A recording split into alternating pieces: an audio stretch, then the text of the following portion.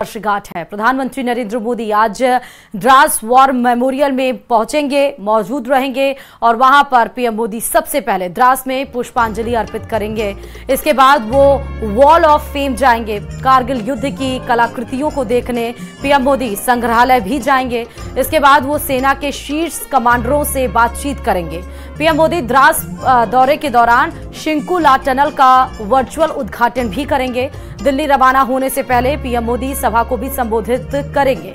कारगिल युद्ध में करीब 527 सैनिक शहीद हुए थे और करीब 1400 सैनिक घायल हुए थे। तो विशेष इंतजाम भी आप देख सकते हैं आज, क्योंकि कारगिल विजय दिवस का 25वां वर्षगांठ है। कारगिल युद्ध जहां पर सेना ने मुंहतोड़ जवाब पाकिस्तान के सेनाओं को दिया था युद्ध भी, और वो उस युद्ध में जीत भी हासिल की थी, लेकिन सैनिकों का ज्यादा बड़ी संख्या में एक तरह से कहते हैं वो शहीद भी हुए थे। और आज क्योंकि कारगिल विजय दिवस का 25वां वर्षगांठ है,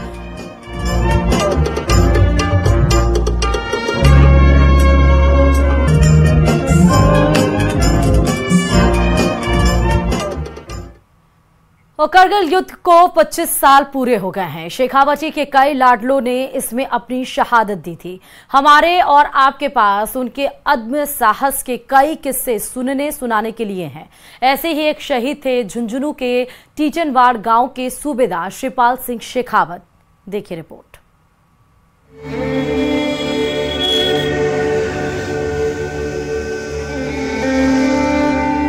यादों के कांटे नश्तर की तरह दिल में चुभते हैं। कभी कभी सब्र जवाब देने लगता है, लेकिन पति की शहादत हर दुख दर्द पर भारी। सही देखो, दुख तो बहुत है, पर है खुशी भी। देश के लिए काम है हमारे तो जी हाँ। शिपाल सिंह शेखावत ने करगिल वॉर में जान पर खेलकर दुश्मनों को धूल चटाई और हंसते हंसते मां भारती के लिए अपने प्राण न्योछावर कर दिए। बेशक ज्ञान कंवर के पति को शहीद हुए 25 साल हो गए, लेकिन 26 जून 1999 का दिन भुलाए नहीं भूलता। हर रविवार को ज्ञान कंवर अपने पति से एसटीडी फोन से बात करने के लिए बड़गांव जाती थी। जिस दिन उनके पति की शहादत हुई उसके दूसरे दिन भी रविवार था। वे एसटीडी में गईं और पति से बात करना चाहा, लेकिन उन्हें बात नहीं करवाई जा रही थी। तभी उन्हें सुनाई दिया कि सूबेदार साहब नहीं रहे।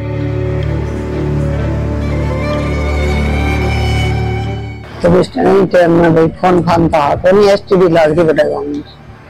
तो मैं 2 बजे गई बड़ा गाँव गई, बैठे फोन करे, फोन पर बोले हमको जब मैं यहाँ बोले भाई साहब कटे साहब का है 12 बजे का है। तो दोबारा फोन लगाए, 2 बजे साहब तो इधर ही है, उनको बताओ कहाँ है। शहीद के बेटे संग्राम सिंह ने अपने पिता के नक्शे कदम पर चलते हुए फौज में जाने की अथक कोशिश की, लेकिन कामयाब नहीं हो पाए। सरकार ने उन्हें अनुकंपा नियुक्ति दे दी। फिलहाल संग्राम कलेक्ट्रेट में कार्यरत है, लेकिन वे चाहते हैं कि उनका बेटा मानवेंद्र फौज में जाकर अपने दादा और पिता का सपना पूरा करे। मेरे पापा 26 जून 1999 को कारगिल में शहीद हुए थे। उनकी स्टैचू हमारे गांव में स्टेट हाईवे 37 पे लगी हुई है गांव में। अब आने जाने में उनसे हर साल वहां प्रोग्राम करते हैं उनको, और 26 जनवरी 15 अगस्त को हम वहाँ जनरल का प्रोग्राम करते हैं। मुझे उनके प्राउड है, मैं भी बड़ा होकर आगे जाना चाहता हूँ। हम पर साल जाते हैं, मुझे बहुत अच्छा भी लगता है। शेखावत की प्रतिमा गांव के युवाओं और यहां से गुजरने वाले हर शख्स को वतन पर जीने मरने और वतन पर जान फिदा करने की प्रेरणा देती है। जीने की इजाजत दे या हुक्म शहादत दे, मंजूर हमें जो भी तू चुने। रेशम का हो वो दुशाला या कफन सिपाही वाला, ओढ़ेंगे हम जो भी तू बोले। न्यूज़ 18 राजस्थान के लिए झुंझुनू से कृष्ण सिंह शेखावत की रिपोर्ट।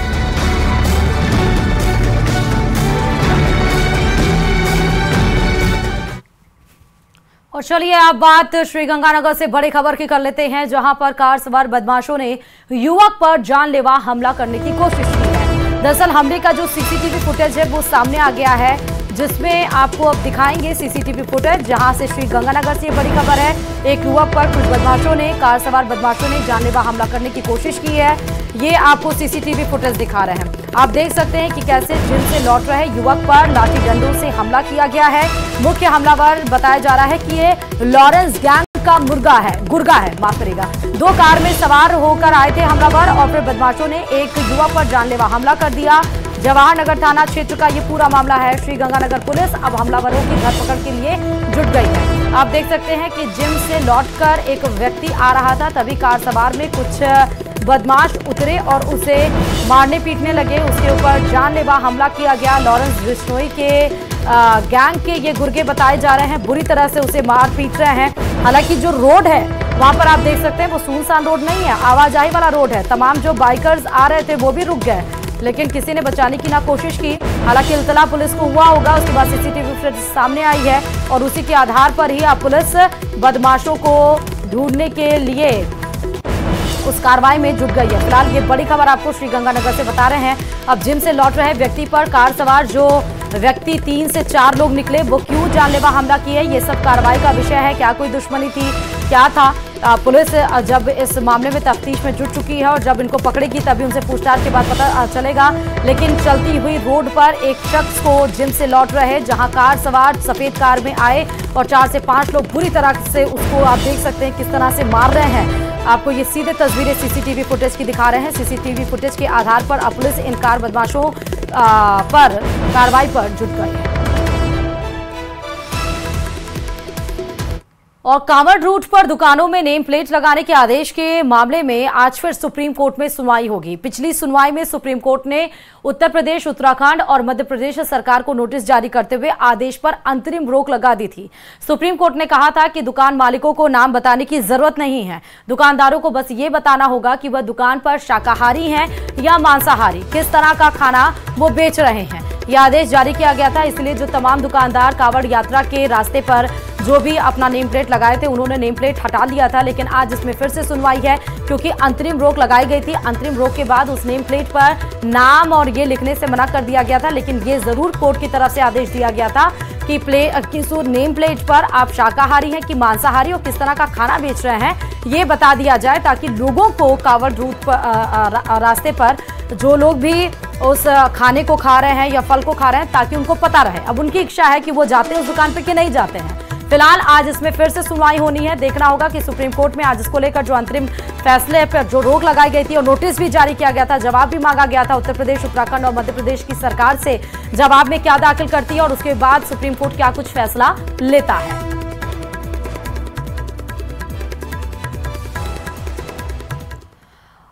और इस वक्त की बड़ी खबर यह है कि राहुल गांधी आज सुल्तानपुर की एमपी एमएलए कोर्ट में पेश होंगे। दरअसल कर्नाटक में जो विधानसभा चुनाव हुए थे उस दौरान केंद्रीय मंत्री अमित शाह पर टिप्पणी की गई थी राहुल गांधी के द्वारा, और उस मामले में आज राहुल गांधी की सुल्तानपुर के कोर्ट में पेशी होगी। इससे पहले वो 2 जुलाई को सुल्तानपुर की एमपी एमएलए कोर्ट में कांग्रेस नेता राहुल गांधी को मानहानि के मामले में पेश होना था, लेकिन संसद में व्यस्त होने का हवाला देते हुए राहुल गांधी कोर्ट में पेश नहीं हुए थे, और जिसके बाद कोर्ट ने 26 जुलाई को राहुल गांधी को पेश होने का आदेश दिया था। अब देखना होगा कि आज 26 जुलाई है तो क्या राहुल गांधी आज कोर्ट में पेश होते हैं सुल्तानपुर के एमपी एमएलए कोर्ट में, या फिर कोई वो रीजन यानी कि बहाना बताते हैं या वैलिड रीजन देते हैं कि वो कोर्ट में पेश होंगे कि नहीं होंगे। मामला है कि अमित शाह पर टिप्पणी की गई थी राहुल गांधी के द्वारा, और इसीलिए बीजेपी के द्वारा इसमें मानहानि का केस, डिफेमेशन का केस दाखिल किया गया था, और उसी पर कोर्ट में सुनवाई के लिए राहुल गांधी को पेश होना था। लेकिन पिछली दफा वो संसद में व्यस्त होने के कारण नहीं पेश हो पाए थे। आज फिर से कोर्ट ने उन्हें बुलाया है। देखना होगा कि सुल्तानपुर के एमपी एमएलए कोर्ट में राहुल गांधी अमित शाह के, गृह मंत्री अमित शाह के टिप्पणी के खिलाफ क्या मानहानि केस में आज कोर्ट में पेश होते हैं या कि नहीं होते हैं। सुबह 11 बजे पेश होना है राहुल गांधी को।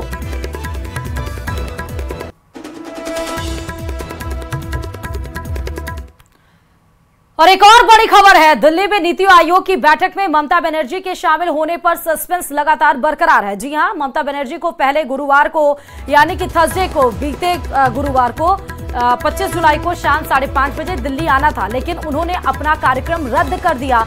दूसरी तरफ केंद्र सरकार पर पक्षपात का आरोप लगाते हुए इंडिया ब्लॉक पहले ही बैठक के बहिष्कार का ऐलान कर चुका है।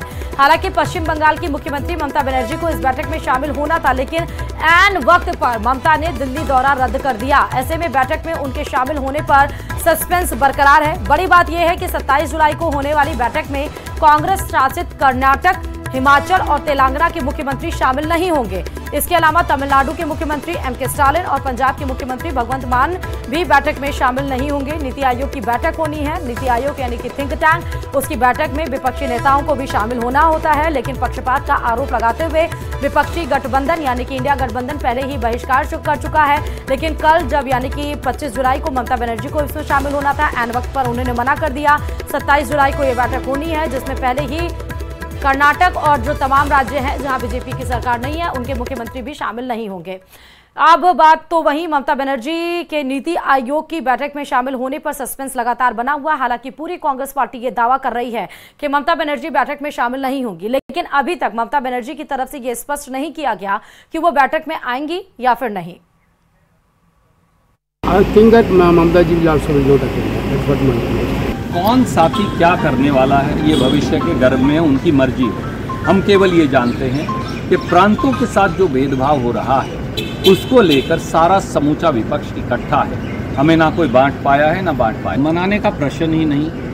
आपने सदन के अंदर उनकी पार्टी का रवैया देखा, वो हम सबके साथ चट्टान की तरह खड़े हैं, क्योंकि ये सवाल कांग्रेस बनाम टीएमसी या कोई और पार्टी नहीं जो मीडिया साबित करना चाहता है, ये तानाशाही सरकार बनाम जनता का सवाल है। देखिए 27 तारीख कौन जाता है कौन नहीं जाता है या सबके सामने आ गया। नीतिगत विरोध, लोकतांत्रिक ढंग से विरोध, शांतिपूर्वक विरोध हर स्तर पर। जब आपने बजट में प्रोविजन नहीं किया तो नीति बना के क्या करेंगे। लेकिन ममता बनर्जी को क्यों नहीं मना पाते आप लोग? हमेशा वो अलग रास्ता ले लेते हैं। देखिए मैंने फिर आपसे 27 तारीख बीत जाने दीजिए, तब आपको बस 5 हो जा रहा है। इधर राजस्थान विधानसभा में सत्ता पक्ष और विपक्ष के बीच कई मुद्दों पर हंगामा देखने को मिल रहा, लेकिन विधानसभा में उस वक्त भी हंगामा हुआ जब सिविल लाइंस से बीजेपी विधायक गोपाल शर्मा ने कांग्रेस पर सरकार में रहते हुए देवस्थानम बोर्ड का पैसा दूसरी जगह देने का आरोप लगाया। देखिए रिपोर्ट।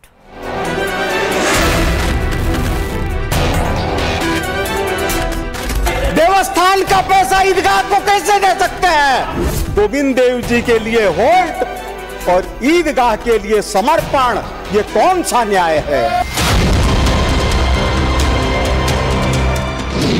बीजेपी विधायक गोपाल शर्मा का कांग्रेस पर हमला। देवालियों से लिया गया पैसा ईदगाहों को देने का आरोप। सदन में गोपाल शर्मा और रफीक खान के बीच तू-तू मैं।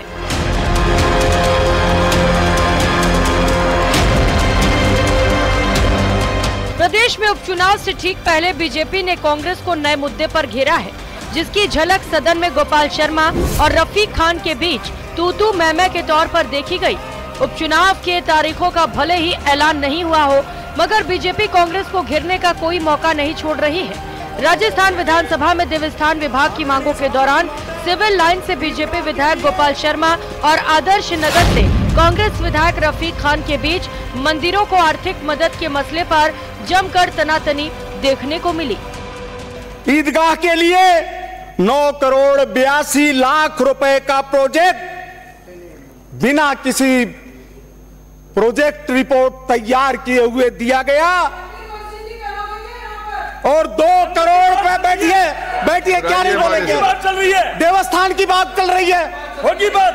देवस्थान का पैसा ईदगाह को कैसे दे सकते हैं?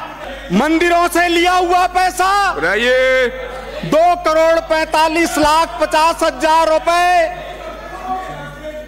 शांत रहे। ईदगाह के लिए दिए गए 1 करोड़ 90 लाख रुपए खर्च भी हो गए। गोविंद देवालियों का पैसा गोविंद देव जी के लिए होल्ड और ईदगाह के लिए समर्पण, ये कौन सा न्याय है? गोपाल शर्मा ने कांग्रेस पर सरकार में रहते हुए मंदिरों के चंदे के पैसे को मस्जिदों के विकास में लगाने का आरोप लगाया। इस दौरान रफी खान आग बबूला हो गए और गोपाल शर्मा को हिंदू मुस्लिम के मुद्दे से बाहर आने की नसीहत दे डाली। इस मुद्दे पर कांग्रेस ने बीजेपी को घेरा है। बीजेपी वालों के पास कल हिंदू मुसलमान के खिलाफ कोई बात नहीं है, कल इसी से अपना वोट बैंक बनाते हैं। विकास चीज इनके पास नाम नहीं है और ये लोग ऐसा बात सदन में बोल के अपना नंबर बढ़ाना चाहते हैं ऊपर मोदी जी तक, क्योंकि ऊपर से नीचे तक इनका ये सिस्टम है। आज मुसलमान हिंदुस्तान का नागरिक नहीं क्या, ऐसी नागरिक नहीं क्या, सिख ईसाई हिंदुस्तान नागरिक नहीं क्या, जिनकी जो आवश्यकता होती है उस हिसाब से हमारे मुख्यमंत्री जी ने पैसा दिया। कांग्रेस और बीजेपी के बीच बयानबाजी का दौर शुरू हो गया है। भाजपा विधायक शत्रुघ्न गौतम और बाबा बालकनाथ ने भी कांग्रेस पर जमकर पलटवार किया। केवल उनके मन मस्तिष्क में एक ही विचार है कि तुष्टीकरण की नीति और अल्पसंख्यक समुदाय को साधना। वो खूब हर संभव प्रयास करते हैं कि ये खुश रहें, लेकिन ऐसा राजनीति में नहीं होना चाहिए। राजधर्म का पालन करना चाहिए। पूर्ववर्ती सरकार ने ऐसे कितने ही निर्णय किए जिससे अल्पसंख्यक समुदाय को साधने का और राजी रखने का प्रयास किया। इनकी परंपरा रही है, ये इनकी वास्तविक चरित्र को दर्शाता है कि कांग्रेस और कांग्रेस के बड़े नेता हो, चाहे आज विधानसभा में उनके एक विधायक हो, कल के दिन जो उन्होंने कहा है, ये कांग्रेस की वास्तविकता को दर्शाता है कि सनातन हिंदू विरोधी है। दिवालियों के 2,45,50,000 रुपए ईदगाह को बिना प्रोजेक्ट रिपोर्ट दिए गए या नहीं, ये जांच का मुद्दा है। लेकिन उपचुनाव से पहले एक बार फिर मंदिर मस्जिद का मुद्दा सुर्खियों में है। अब जनता को इससे कितना फर्क पड़ता है, ये 5 सीटों पर होने वाले उपचुनाव के नतीजे तय करेंगे। जयपुर से न्यूज़ 18 राजस्थान के लिए लवली वधवा की रिपोर्ट।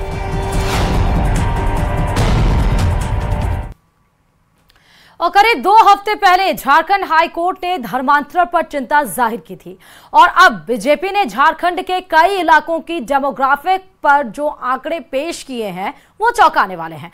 दरअसल निशिकांत दुबे ने दावा किया कि झारखंड के संथाल परगना में आदिवासियों की आबादी 10% कम हो गई है।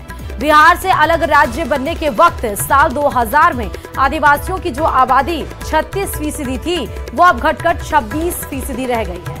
निशिकांत दुबे ने सदन को बताया कि संथाल परगना में बांग्लादेशी घुसपैठ तेजी से बढ़ रहा है और घुसपैठिए आदिवासी महिलाओं के साथ शादी कर रहे हैं। यही नहीं, निशिकांत दुबे ने आंकड़ों के साथ दावा किया कि संथाल परगना में 100 आदिवासी मुखिया ऐसी हैं जिनके पति मुसलमान हैं। अपनी लोकसभा की मधुपुर सीट का जिक्र करते हुए उन्होंने कहा कि वहां के 267 बूथ पर 117% मुस्लिम आबादी बढ़ी है। साथ ही पूरे झारखंड की कम से कम 25 विधानसभाओं में 110% मुस्लिम आबादी बढ़ी। और अब आपको मौसम विभाग की चेतावनी के मुताबिक दिल्ली में सुबह से कई इलाकों में बारिश शुरू हो रही है, इसकी खबर बता रहे हैं। दरअसल आईएमडी आज दिल्ली एनसीआर समेत कई राज्यों में बारिश का अलर्ट जारी किया है। दिल्ली के जनपथ रोड, सरदार पटेल मार्ग और ताल कटोरा स्टेडियम रोड पर झमाझम बारिश हो रही, जिसकी वजह से कई इलाकों में भारी जल भराव भी हो गया। चाणक्यपुरी से सामने आए वीडियो में आपको सड़कें पूरी तरह से पानी से लबालब दिख रही हैं। ये आपको दिल्ली एनसीआर में कई राज्यों, कई जगहों पर, कई सिटीज में जो बारिश झमाझम हो रही है उसकी तस्वीरें भी दिखा रहे हैं आईएमडी की तरफ से। हालांकि अलर्ट भी जारी किया गया है। दिल्ली एनसीआर मौसम विभाग ने कई जगह पर दिल्ली में अलर्ट भी जारी किया गया है। दिल्ली एनसीआर में कई राज्यों में अलर्ट है और जो बारिश हो रही है उससे आपको पता चल रहा है कि किस तरह से सड़कें पानी से लबालब भर गई हैं।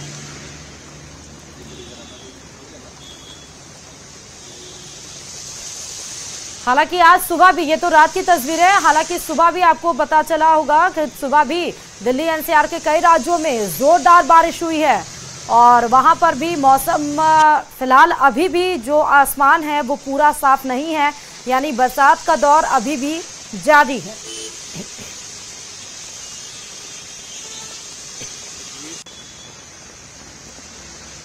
और वहीं महाराष्ट्र के कई जिलों में पिछले कई घंटों से लगातार बारिश हो रही है, जिसकी वजह से मुंबई समेत कई जिलों में बाढ़ जैसे हालात बन गए हैं। मौसम विभाग आज भी मुंबई हुआ या फिर ठाणे समेत 4 जिलों में भारी बारिश की चेतावनी जारी करते हुए रेड अलर्ट जारी कर दिया है। साथ ही मुंबई पुलिस ने भी लोगों से घरों में रहने की अपील की है।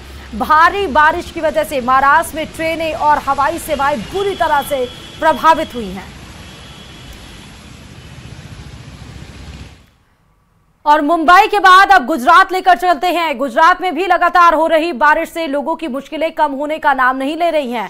अहमदाबाद में कुछ घंटों की बारिश ने सड़कों को तालाब में बदल दिया है।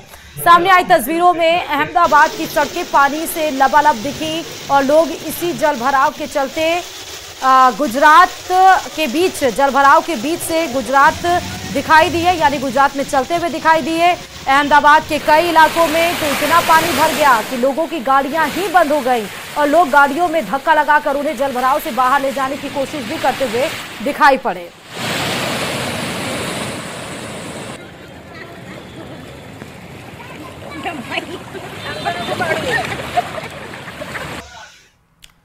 और चलिए अब आपको मध्य प्रदेश की खबर बताते हैं। मध्य प्रदेश के जबलपुर में पिछले कई दिनों से हो रही मूसलाधार बारिश ने ट्रेनों की रफ्तार पर भी ब्रेक लगा दिया है।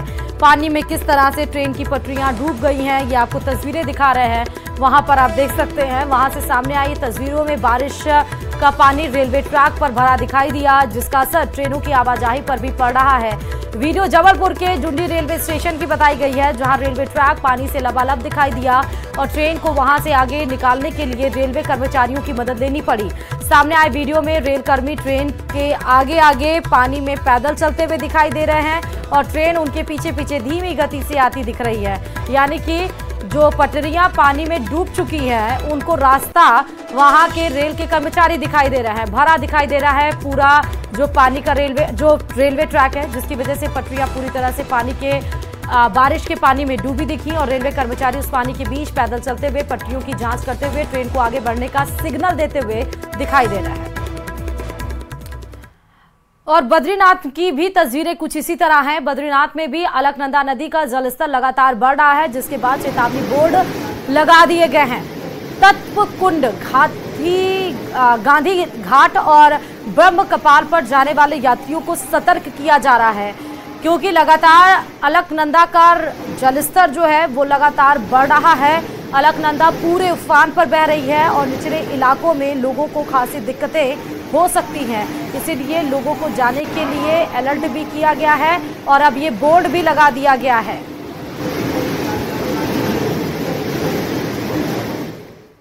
और तमाम खबरों के साथ महारो राजस्थान में फिलहाल अभी के लिए इतना ही। और आप देख रहे हैं प्रदेश का नंबर 1 न्यूज चैनल और आगे देखिए खास प्रोग्राम गोरबंद।